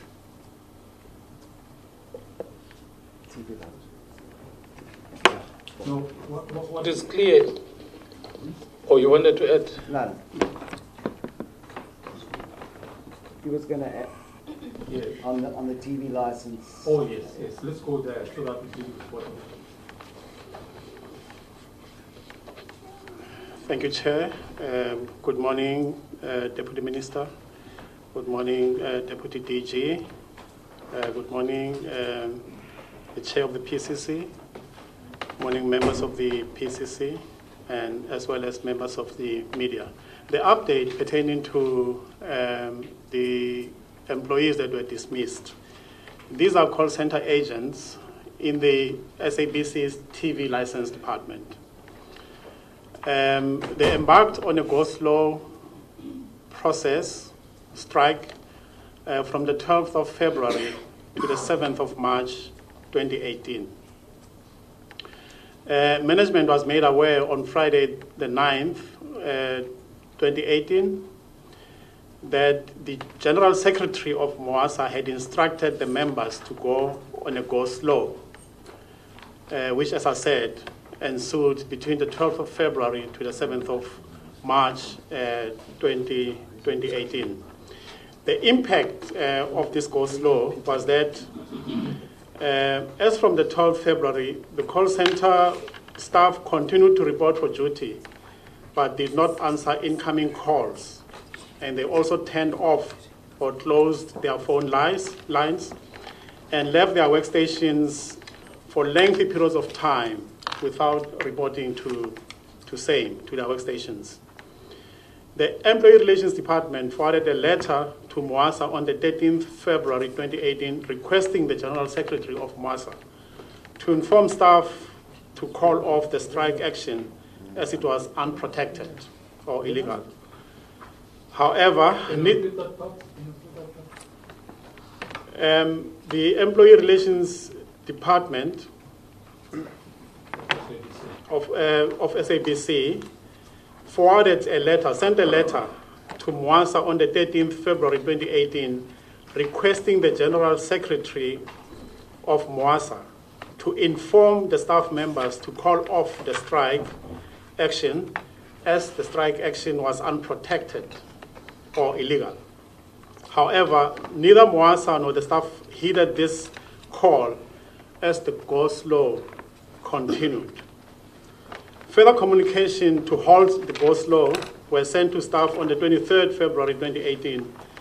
Also addressed, and the Employee Relations Department also addressed another letter to the General Secretary of MOASA. However, the strike action carried on until the 7th of March 2018. It was then made clear to both staff members and MOASA that their action, once again, is unprotected and therefore illegal. An ultimatum communique instructing staff to desist from an ongoing go-slow was issued on the 26th February, failing which disciplinary action was taken. The go-slow carried on despite the ultimatum communique.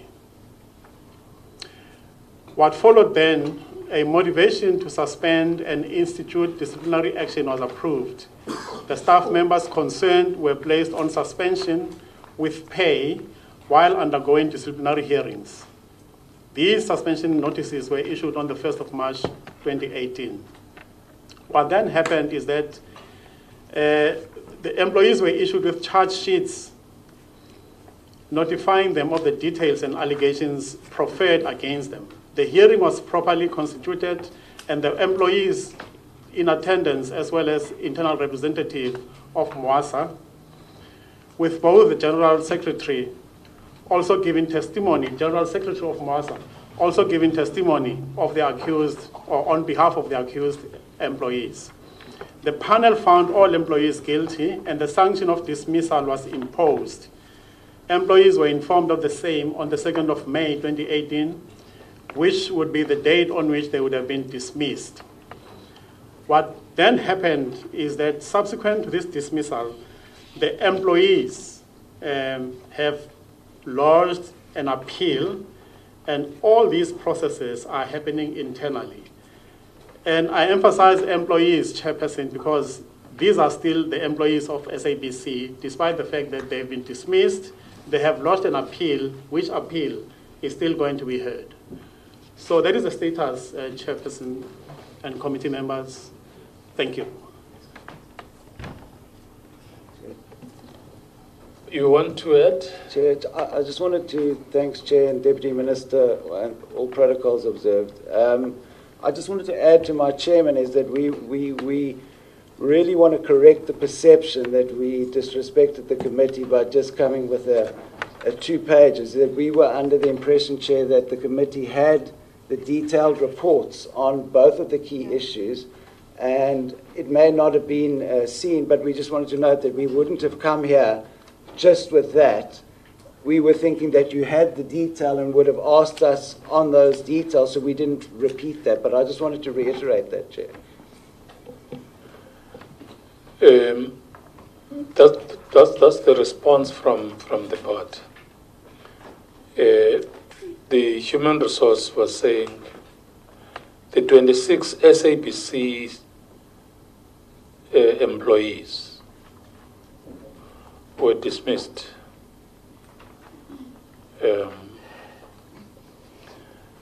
And I get that that was handled by SABC executive, and meaning those are SABC employees, not the independent contractor. Yes, members, that's the explanation, but in relation to the detailed documents, this is what there is a submission on status report on termination of television licensed staff members. There is a 4-page document that we are given. Status on SABC medical aid fraud. I hope it's fraud, it's not fraud, because it's written fraud case here. There is a document, a 6-pager, 7-pager, members, that is circulated. And the last one is the responses to unions made to the portfolio committee. It's a 4-pager. And this document, what is this? So there are these documents, members, that were given.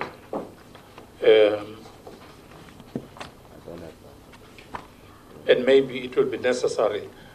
But because other documents, we got them just now, I hope everybody does have the documents here this morning. I hope this document go to the detail that you are giving us, HR, and that you are giving us, Mr. Tsedu, in relation to both cases.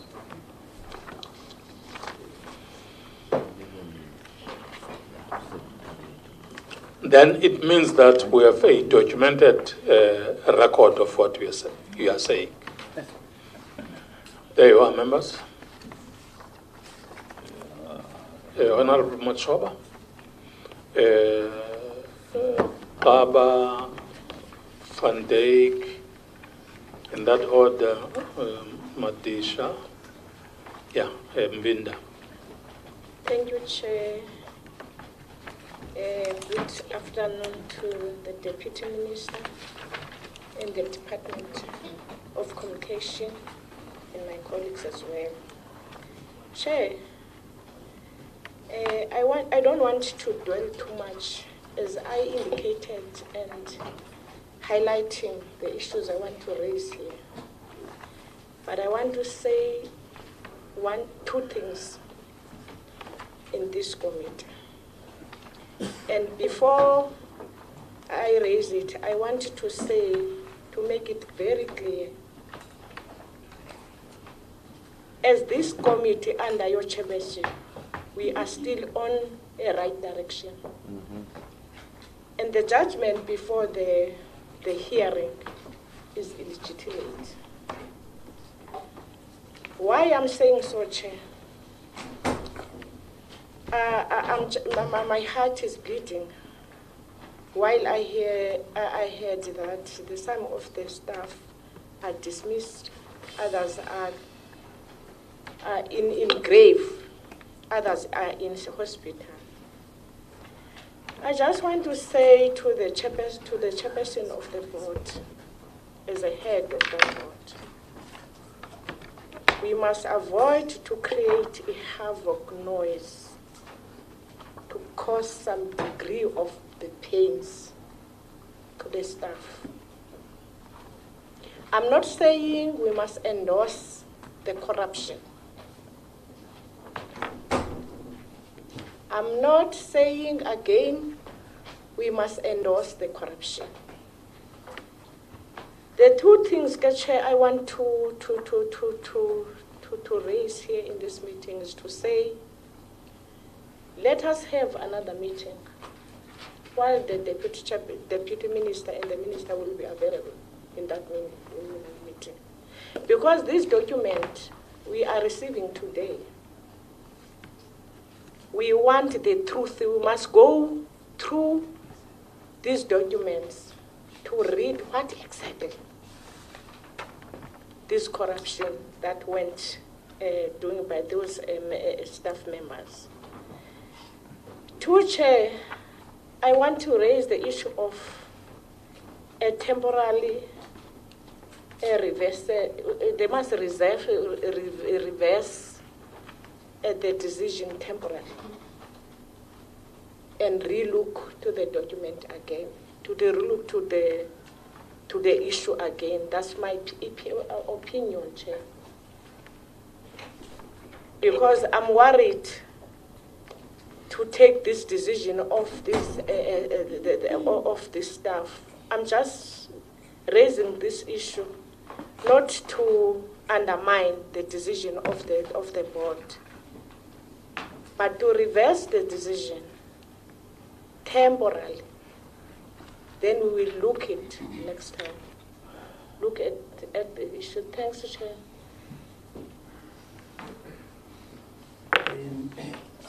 Maybe we should correct this so that the board, we are not, apparently the documents, the secretary of the committee received them. And I think they were sent to members electronically. I think that's where the problem might have been. But it's not a problem because we check our emails. So that we on that one, whether we agree on what is on the documents or not, but they were sent. Kaba? Thanks, Chair. Chair, I think I would want to rise on the medical aid issue and 26 employees. Maybe to start with, the medical aid issue appears to be criminal proceedings on it matter and recommendations from the lawyers. That's where the crux of the matter is. But it doesn't report to say there's a verdict, there's a judgment. So I don't know what would have happened to the fact that one will be presumed innocent till proven guilty. And but there appears to have been actions to people here. Does this not suffice to say perhaps that process should somehow have been allowed to reach its conclusion? I'm worried if the board will say there's nothing it can do. On the 26 employees, call center agents, perhaps the HR personnel may have acted in trying to protect the SABC, but is that what your legal division had advised? I'm raising this on the fact that are we certain procedurally in averting or stopping the strike, did we follow correct procedures? And If not, then I rise to second Honorable Machokoye to say there's a move to try to solve these problems and to get to the bottom of it, like as the Deputy Minister was also proposing to say, and the Minister to look into this matter. So temporarily, perhaps this has to be withdrawn while it gets a relook, because it does not in any way put the board or SABC in good picture, or either any of us. Perhaps some other things are not done correctly here. So I rise to second the member here on that matter. Thanks, Chair. Chair, I want to suggest that we reject the reports of the SABC as it is, because there's a lot of missing information. I think it's important that we get the Werkmans and the TOPISO recommendations.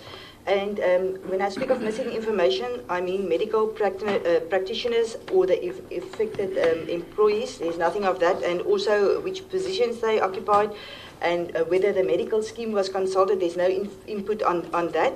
And then there's something about the medical situation that's also, I just want to get my head around it. It says that, apparently Mwaza went to the CCMA, and it was suggested that there's a settlement agreement with the workers. And first the SABC proposed 4 months back pay, and then after that 12 months. Now my question is, why would the SABC settle with criminals? If there's a criminal activity, why would you settle them? And then with regards to the 26 people, I want to know why did they go on strike? And then also, if you can explain to me the role of tele-sourcing. The collecting TV licenses is one of the core functions of the SABC. Why would you source that out and not make those workers permanent workers? Can you please explain that to me? Thank you. Okay. You were chairing. It was Ngena Kosatu, man. Thank you, Chairperson.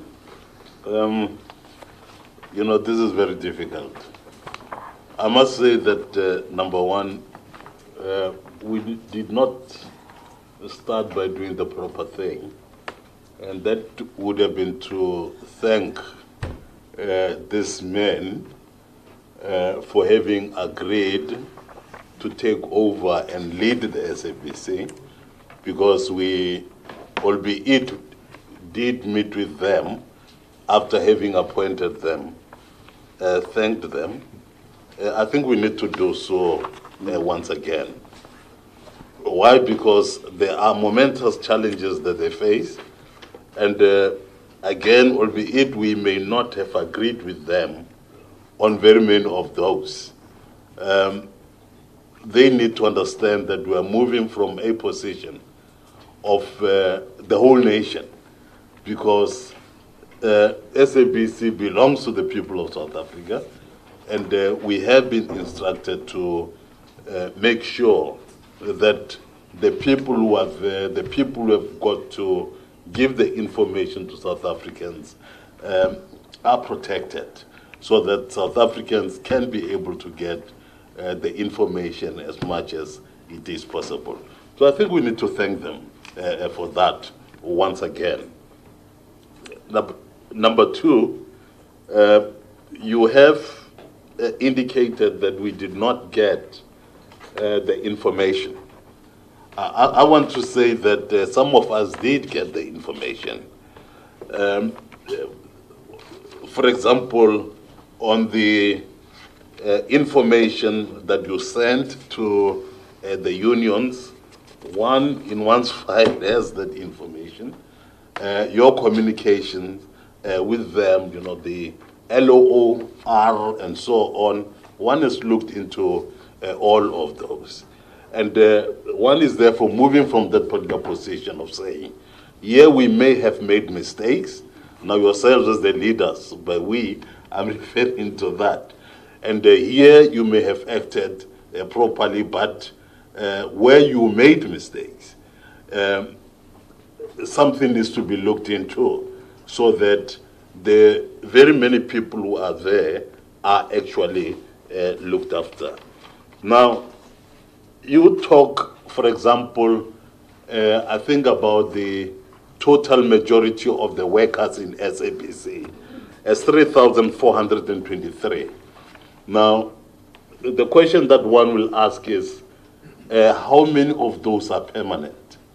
How many of those are people who are, just taken maybe from the private companies, etc., etc., and as a result of that, we have a number of problems. Kindly don't respond to that at the moment, because that is something that has got to be looked into when you meet with the unions. I raise that point because, amongst others, there are people who have been suspended. There are people who are getting, extra 23 rand, a day if they've got to do extra work, etc. There are people who get 4,000 rand, and so on and so on. I mean, I could give you further examples, but this is not the negotiations room. It's a room where members of parliament request, let me emphasize, to go and look into this so that when you come back, when we meet, we then can be able to deal with that. A number of points have been raised to request you to look into. Some amongst us may think that those actually are useless points or are wrong points. But Chairperson, through you, I think they are correct, at least at the moment. You have spoken about the appeals and so on and so on. I mean, if you appeal, you know better than I. It does not mean that you have been sentenced as yet. You have not been sentenced. Therefore, through the appeal process, you are still at right. You have not been sentenced. Hence, I'm therefore saying that let those people not be kicked out until the entire process shall have come to an end. We have not as yet, finalized. You have not. I mean, as one went through this document, there's actually 216, if I'm not mistaken, the medical aid problem. It's 216. I mean, as I went on to check, the 26, that's a TV license department problem.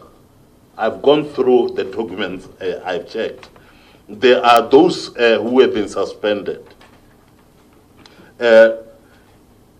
Now, I have looked again into the issue of, the recognized agreements. You have that problem.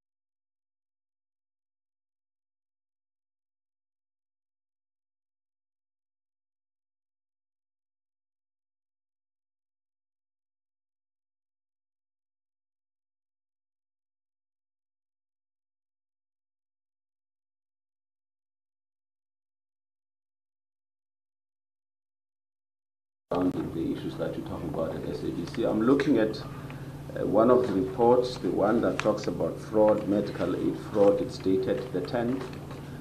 And you had an engagement, you are saying last week, for example, with the unions and so on.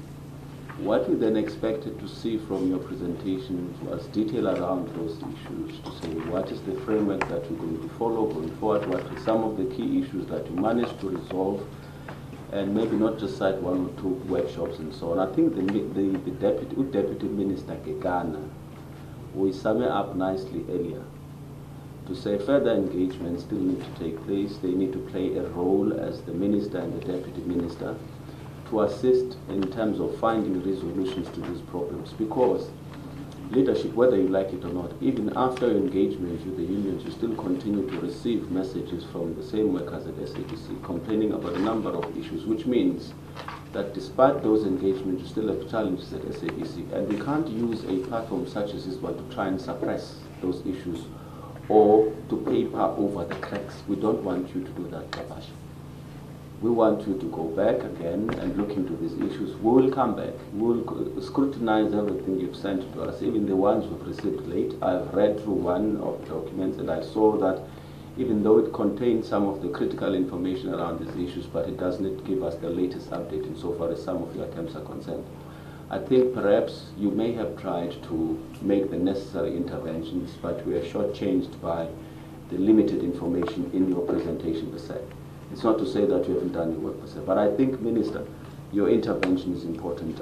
Even as I'm sitting here, you continue to receive text messages from people saying, do this, and you see, I like my president here. You see, when I was still an employee working for the financial services sector, he was my president. So to some extent, I understand why he could not resist the temptation to be a shop steward, but I have to resist the temptation to be a shop steward because I'm a parliamentarian. Thank you, Chair.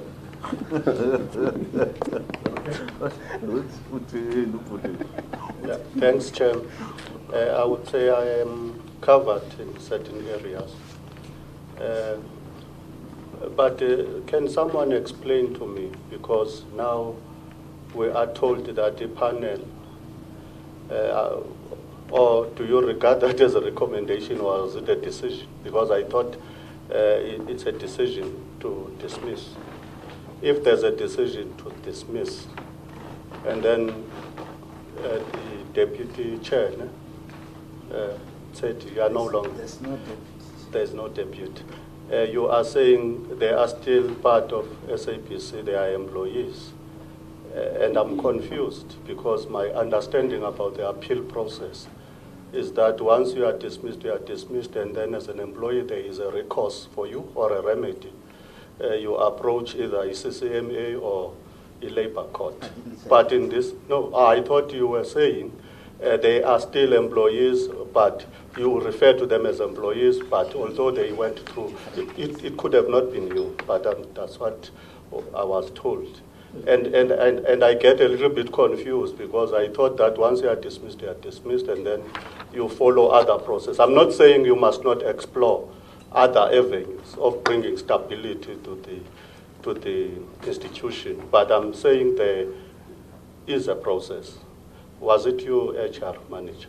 So yes, yeah. Sorry, Mr. Zed. So that is where I am coming in. And at the same time, I also want us to caution us. I don't want us to be seen as even condoning bad habits or bad behavior as the committee. We must always use other avenues, at least to approach certain things, rather than to be the way we are. Because for me, we will be doing exactly what we have been avoiding to do by interfering. Yes. That will be interfering with operational issues. Exactly what we have been saying, we do not even want to take that route. But there are other avenues, Chair, that we can explore, more especially in trying to deal with some of the issues that are affecting SABC, if we believe that this one is one of those. But I wouldn't like us to negotiate discipline as a committee. it doesn't matter what are the modalities or what, you see, we are not discussing merits and demerits because we will never be in a position to understand the process. So it's the appeal that I wanted us to consider, but let me just leave it like that for now, Chair. Okay. No, Chair, briefly, because I'm covered, especially by Honorable Binda, because my worry was to propose here that reverse decisions. I'm against that. We can put our opinions, but there are issues, for instance, which, in cases, which you can look at and see how you can deal with them, especially around these license guys. On the medical aid, as I heard you, this is not you, it's out of your heads. It's actually the medical aid scheme itself which have taken people to court. So I do understand that, but on the others, maybe you might have been, I don't know what the process is. You are saying, as you are saying, HR, you told Mwasa to stop the strike or the go slow, you warned them. I don't know how many times have you done that. So to me, that case is a case which maybe unless you give me another explanation, that to me you were very harsh. But if you have given them warnings time and again, and they continued to defy you, it's exactly what we are saying. You won't encourage that, a lawlessness in any institution.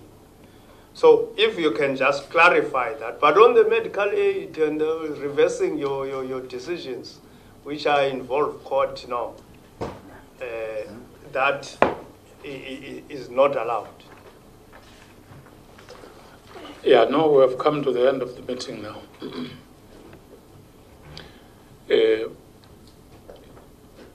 Please, if I've gone through the documents myself that you are referring to, Board Chair, but still, you just need to give us more information on that. Both the television section, as well as the medical aid and all of that. Correct. So, it's a simple to read document, but it needs a lot of information. There are information gaps. As we said earlier, I think Honorable said it was very clear that what you have said in addition to this document must be a report that is submitted to the committee, because you are filling in gaps on what we have here. That's one thing, because we must have that. Two, on medical aid, I think we hear you loud and clear that the matter is between those people alleged to have defrauded the medical scheme. That process is still proceeding its own processes. Let's look at that. Let's monitor that. And in terms of the 26, this is where the minister and deputy minister comes in, because looking at the document, there was a bit of a rush. There was a bit of a rush in dealing with that. Maybe it will be necessary for you, board, with your executive, deputy minister, and the minister to look at the issue of the case of the 26. Because as I read it, if you go to page 3 of the report, Apart from the process of go slow and other things, the motivation to suspend and institute ADC was approved. The staff members concerned were placed on suspension with full pay, undergoing disciplinary process. Suspension notices were issued in March, 1st March 2018. Employees were. That's the problem when the meeting is proceeding, other people are dealing with phones. And then they embarrass you. And then the second paragraph, says they were issued with charge sheets notifying them of the details and allegations preferred to them. Hearing was properly constituted and the employees were in attendance as well as their representatives. Mr. Begazela and Duwane, the Mwasa people. Panel found all employees guilty and the sanction of dismissal was imposed. Employees were informed on the 2nd of 20th May, which will be the date on which they would have been dismissed. Very fast. But also there is information gap in all this. This is what we say. I think members of the committee say, Minister, Deputy Minister with the executive and the chair of the board, go back and look at the matter so that when we meet again, at least we have an update, report on the one. Agreed? Agreed. Agreed? Agreed. That's the summary of the way forward. Mr. Tsedi? We need young people to shake things up in this country. Yeah. They're too serious. Chairperson, I think we should deploy a few young people to shake things up in this country. No, it's a good advice. That apart from we're not opening the meeting because this is a summary. Yes. Nobody will have to talk after I've spoken. I don't know what you want to say. Sorry, I just want to request that we just make sure that we get the reports that I requested, and then I don't agree with you that it's not that it's not between the SABC and the workers, and only between the medical scheme, because they were dismissed by the SABC. So we need this information so that we can make informed decisions. The